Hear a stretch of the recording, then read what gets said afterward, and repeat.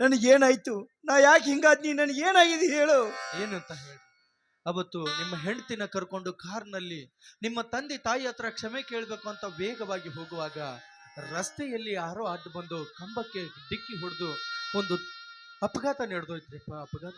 ಅಪಘಾತ ಆಯ್ತು? ಹೌದ್ರಿ. ಆದ ಅಪಘಾತದಾಗ ಬಲವಾದ ಪೆಟ್ಟು ಬಿದ್ದು ನಿಮ್ಮ ಹೆಂಡತಿಯ ದೇಹ ಛಿದ್ರ ಆಗಿ ಸತ್ವಾದ. ಆಕಿ ಸತ್ತಳ? ಆಕಿ ಸತ್ತದ ಚಲೋ ಆತ ಬಿಡು ಮಲ್ಲು, ಆಕಿ ಸತ್ತದ ಚಲೋ ಆತ. ಆದ್ರೆ ನಾನ್ ಯಾಕೋ ಬದುಕಿದ್ದೀನಿ ಮಲ್ಲು? ನಾನ್ ಯಾಕೆ ಬದುಕಿದ್ದೀನಿ ಹೇಳು? ಕಾರಣ ಐತ್ರಪ್ಪ. ಯಾರು ಸುಮ್ಮನೆ ಬಿಟ್ರು ಆ ಕರ್ಮ ಅನ್ನೋದು ಸುಮ್ಮನೆ ಬಿಡಂಗಿಲ್ಲ ಅಂತ. ಆಕಿ ಮಾಡಿದ ಪಾಪ ಕರ್ಮಕ್ಕ ದೇವ್ರ ಆಕಿಗೆ ಸರಿಯಾದ ಶಿಕ್ಷೆನ ಕೊಟ್ಟ. ಆದ್ರೆ ನೀವು ಏನೋ ತಪ್ಪುಗಳು ಮಾಡಿದ್ರು, ನಿಮ್ಮ ತಂದೆ ತಾಯಿ ಮಾಡಿದ ಪುಣ್ಯದ ಫಲವೋ ಭುಜದ ಫಲವೋ ಯಾವುದೋ ಒಂದು ಪುಣ್ಯ ತಟ್ಟಿ ಆದ ಅಪಘಾತದಲ್ಲಿ ಬಲವಾದ ಪೆಟ್ಟು ಬಿದ್ದು ಕಣ್ಣುಗಳು ಹಾಗೂ ಹೃದಯನ ಕಳ್ಕೊಂಡು ಸಾವು ಬದುಕಿನ ಮಧ್ಯೆ ಹೋರಾಡುತ್ತಿರುವಾಗ ಅದೇ ಆಸ್ಪತ್ರೆಗೆ ಬಂದಂತ ಯಾರೋ ಪುಣ್ಯಾತ್ಮರು ನಿಮಗೆ ಕಣ್ಣು ಹಾಗೂ ಹೃದಯನ ಕೊಟ್ಟು ನಿಮಗೆ ಮರು ಜನ್ಮ ಕೊಟ್ರಿಯಪ್ಪ. ಮರು ಜನ್ಮ. ಮಲ್ಲು ಏನ್ ಹೇಳ್ತಾ ಇದೀಯಾ? ಸತ್ಯನ ಹೇಳಕತ್ತೀನಿ ಅಲ್ಲು. ನನಗೆ ಉಸಿರಾಡ್ಲಿಕ್ಕೆ ಹೃದಯ ಕೊಟ್ಟವ್ರು ಯಾರು? ನೋಡ್ಲಿಕ್ಕೆ ಕಣ್ಣುಗಳನ್ನ ಇಟ್ಟವ್ರು ಯಾರು? ಅವ್ರು ಯಾರು? ಅವ್ರ ಮನೆ ಅಡ್ರೆಸ್ರಾದ್ರೂ ಗೊತ್ತಾಯ್ತೇನೋ ಮಲ್ಲು? ನಿಮ್ಮನ್ನ ಜೀವ ಉಳಿಸ್ಕೊಳ್ಳೋ ಗಡಬಡಿ ಒಳಗ ಅವ್ರು ಯಾರು, ಯಾರ ಮನೆಯವರು ಅಂತ ನಾ ತಿಳ್ಕೊಳಕ್ ಆಗ್ಲಿಲ್ರಿಪ್ಪ. ಈಗ ಹೋಗಿ ದವಾಖಾನೆ ಹೋಗಿ ಅವ್ರು ಯಾರು, ಯಾರ ಮನೆಯವರು ಅಂತ ತಿಳ್ಕೊಂಡ್ ಬರ್ತೀನಿ.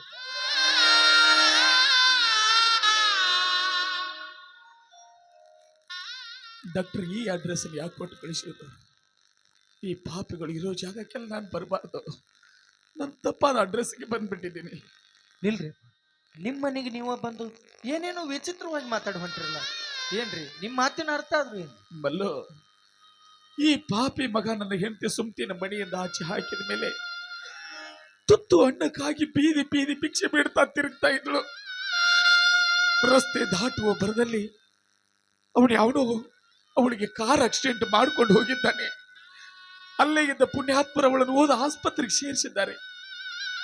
ಆ ಸುದ್ದಿ ನನಗೆ ಹೇಗೋ ಗೊತ್ತಾಗಿ ಆಸ್ಪತ್ರೆಗೆ ಓಡೋಡಿ ಹೋದೆ ನನ್ನ ಸುಮ್ತಿ ನೋಡ್ಬೇಕು ಅಂತ. ಅಷ್ಟರಲ್ಲಿ ಅವಳ ಮೆದುಳು ನಿಷ್ಕ್ರಿಯಗೊಂಡದ್ರಿಂದ ಅನಾಥ ಶವ ಅಂತೇಳಿ ಶವ ಸಂಸ್ಕಾರ ಮಾಡಿ ಮುಗಿಸ್ಬಿಟ್ಟಿದ್ರು ಮಲ್ಲು. ಅಂತ್ಯ ಸಂಸ್ಕಾರ ಮಾಡಿ ಮುಗಿಸ್ಬಿಟ್ಟಿದ್ರು. ಆದ್ರೆ ಕೊನೆ ಗಳಿಗೆಯಲ್ಲಿ ಸುದ್ದಿ ಅಂಗಾಂಗಗಳನ್ನ ದಾನ ಮಾಡಿದಳಂತೆ. ಅದೇ ಆಸ್ಪತ್ರೆಗೆ ಕಣ್ಣು ಹೃದಯ ಕಳೆದುಕೊಂಡ ವ್ಯಕ್ತಿ ದಾಖಲಾಗಿದ್ದಂತೆ. ನನ್ನ ಸುಮತಿಯ ಕಣ್ಣುಗಳನ್ನ ಹೃದಯನ ಆ ವ್ಯಕ್ತಿಗೆ ಜೋಡಿಸಿದ್ದಾರಂತೆ. ಮತ್ತೆ ನನ್ನಲ್ಲಿ ಆಶೆ ಚಿಗುರಿತು. ನನ್ನ ಸುಮತಿ ಕಣ್ಣುಗಳನ್ನಾದ್ರೂ ನೋಡಬೇಕು, ನನ್ನ ಸುಮತಿಯ ಹೃದಯ ಬಡಿತ ನನ್ನ ಹೃದಯ ತುಂಬಿ ಕೇಳಬೇಕು ಅಂತ. ಯಾವ ವ್ಯಕ್ತಿಗೆ ಹೃದಯ ಕಣ್ಣುಗಳನ್ನು ಜೋಡಣೆ ಮಾಡಿದ್ರೆ ಆ ವ್ಯಕ್ತಿ ಅಡ್ರೆಸ್ ಅನ್ನು ಕೊಡುತ್ತೇಳಿ ಡಾಕ್ಟರ್ ಪರಿಪರಿಯಾಗಿ ಕೇಳ್ಕೊಂಡೆ. ಅಡ್ರೆಸ್ ಕೊಡ್ಲಿಕ್ಕೆ ಬರೋದಿಲ್ಲ ಅಂತ ಹೇಳಿದ್ರು. ಯಾಗೋ ಅಡ್ರೆಸ್ ಪತ್ತೆ ಹಚ್ಕೊಂಡೆ. ಬಂದು ನೋಡಿದ್ರೆ ಇದು ನನ್ನ ಮನೆ. ಇಲ್ಲ, ಮೊದಲೇ ಕೊಡ್ಲಿಕ್ಕೆ ಬರೋದಿಲ್ಲ ಅಂತ ಹೇಳಿದ್ರು. ತಪ್ಪಾದ ಅಡ್ರೆಸ್ ಅನ್ನು ಕೊಟ್ಟು ಇಲ್ಲಿಗೆ ಕಳಿಸಿದ್ದಾರೆ. ಇಂಥ ಪಾಪಿಗಳಿರೋ ಜಾಗಕ್ಕೆ ನಾನು ಬರಬಾರ್ದು. ನಿಲ್ರಿಪ್ಪ, ಅವ್ರು ಕೊಟ್ಟ ವಿಳಾಸ ನೀವು ಬಂದ್ ವಿಳಾಸ ಎರಡು ಸರಿ ಐತ್ರಿಪ್ಪ, ಸರಿ ಐತಿ. ಏನ್ ಹೇಳ್ತಾ ಇದ್ದೆ ನೀನು? ಹೌದ್ರಿ, ಆದ ಘಟನೆ ನೀವು ಹೇಳಕ್ ನೋಡಿದ್ರ ತಾಯಿ ಅವರು ದಾನ ಮಾಡಿದ ಬ್ಯಾರೆ ಯಾರಿಗೂ ಅಲ್ರಿ ಅಪ್ಪ. ಮತ್ತೆ ನೀವು ಜನ್ಮ ನೀಡಿದ ಮಗನಿಗಿರಪ್ಪ, ನೀವು ಜನ್ಮ ನೀಡಿದ ಮಗನಿಗೆ. ಅಂದ್ರೆ ನನ್ನ ಸುಮತಿಯ ಕಣ್ಣುಗಳನ್ನ ಹೃದಯನ ನನ್ನ ಮಗನಿಗೆ ಜೋಡಣೆ ಮಾಡಿದಾರ. ನನ್ನ ಸುಮತಿಯ ಕಣ್ಣುಗಳನ್ನ ನೋಡ್ಬೇಕು, ಹೃದಯ ಬಡಿತನ ಹೃದಯ ತುಂಬ ಕೇಳಿಸ್ಕೋಬೇಕು.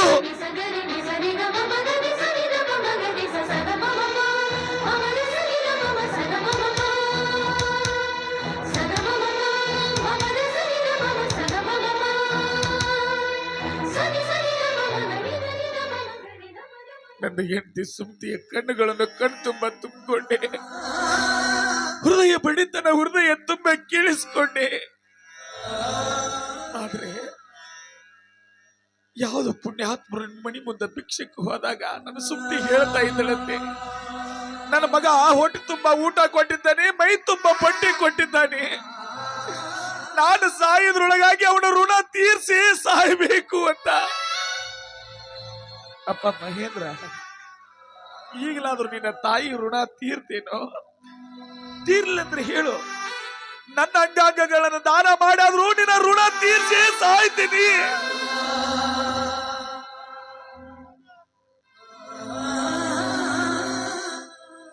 ಈಗಂತ ಏನೋ ಪ್ರಯೋಜನ?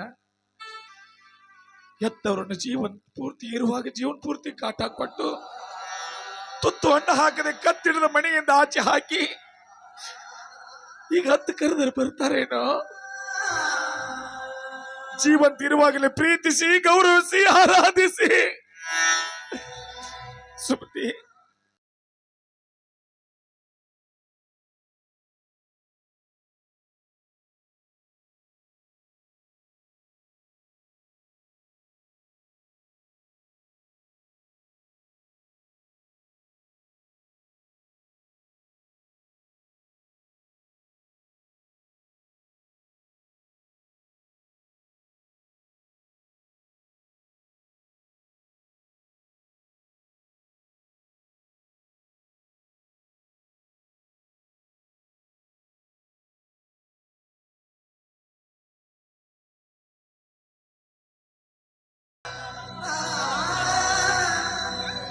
ನಿನ್ನ ಮುದ್ದಿನ ಮಗನಾಗಿ ನೀ ಹೇಳುವ ಒಂದೊಂದು ಮಾತುಗಳನ್ನು ನಾನು ಕೇಳ್ತೀನಪ್ಪ. ಮಾತಾಡಪ್ಪ, ಮಾತಾಡು.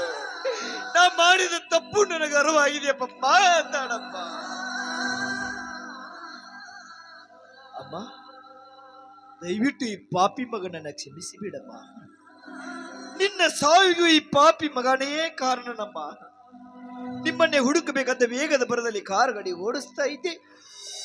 ಯಾರೋ ಅಡ್ಡು ಬಂದಂತಾಯ್ತು. ಅವಳು ನೀನೇ ಅಂತ ಗೊತ್ತಾಗ್ಲಿಲ್ಲ. ಮುಂದೆ ನನಗೆ ಏನಾಯ್ತು ಅಂತ ಗೊತ್ತಾಗ್ಲಿಲ್ಲಪ್ಪ. ದಯವಿಟ್ಟು ಕ್ಷಮಿಸಿಬಿಡಪ್ಪ, ಕ್ಷಮಿಸಿಬಿಡು. ಆದ್ರೆ ಒಂದೇ ಒಂದು ಮಾತು ಚೆನ್ನಾಗಿ ಹೇಳಿದ್ದೀಯಮ್ಮ. ಮಗನೇ, ನಾನು ಸತ್ರೂ ಕೂಡ ನಿನ್ನ ಋಣಾನ ನಾ ಇಟ್ಕೋದಿಲ್ಲೋ ಅಂತ. ಎಂತ ತ್ಯಾಗಮಯ್ಯಮ್ಮ ನೀನು.